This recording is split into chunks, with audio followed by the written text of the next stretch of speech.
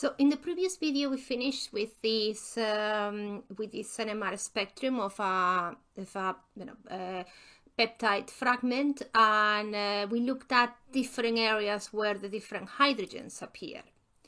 So what can you study using NMR? Well, for example, NMR, proton NMR, can give you information about the folding of a protein. Folded proteins bring about a dispersion of the peaks.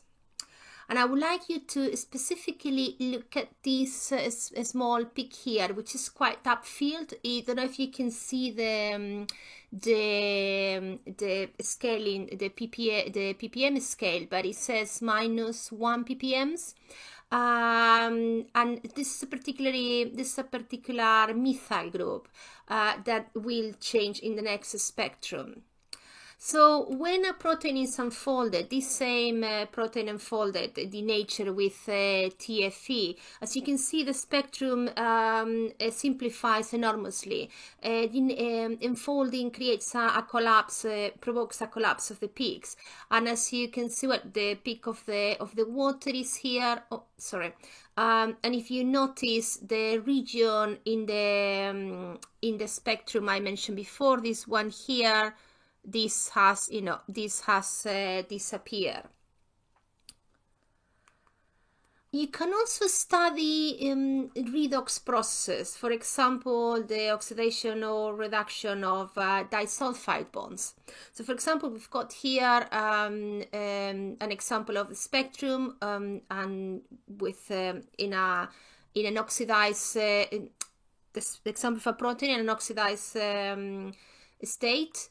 In a reduced state, sorry, and the same protein where the sulfide bonds are oxidized.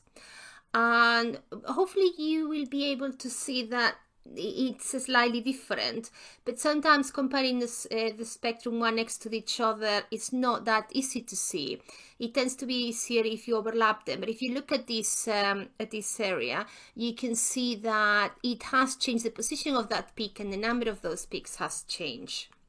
And if you overlap them, it's easier to see. And as you can see, the changes that I was highlighting before that are in the methyl region, and the peaks have changed position due to the different oxidation of those sulfide bonds.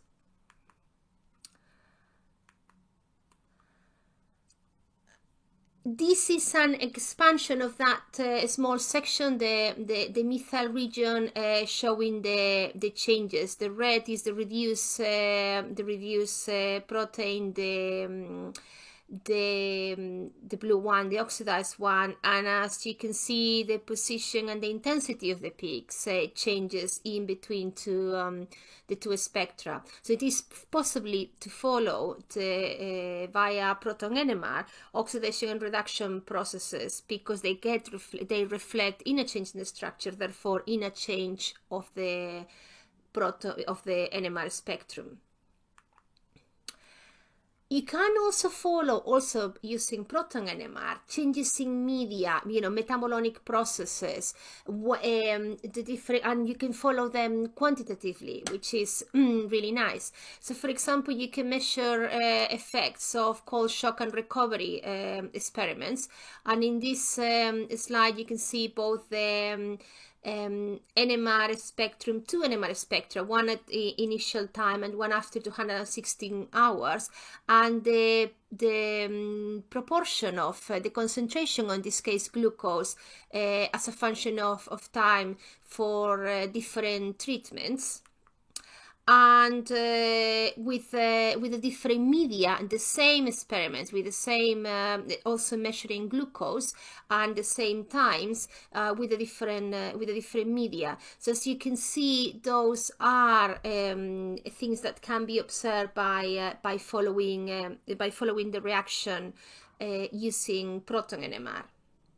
Another thing that can be followed using, well, in this case, proton NMR, is the effect of the growth media and the different nitrogen sources on the metabolites in a process. For example, this is an example of the cytoplasmic metabolites in SPOM, depending on the different nitrogen sources used.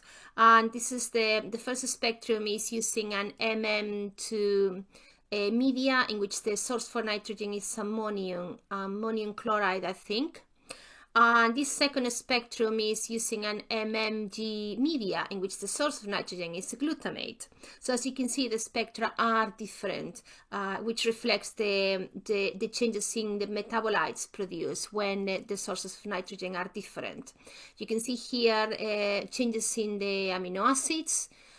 You can see here, for example, specifically for leucine and valine, the methyl region.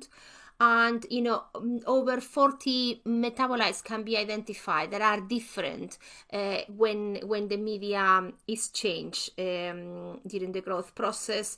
So the growth rates are comparable. But the nitrogen sources affect the biosynthesis of the different amino acids.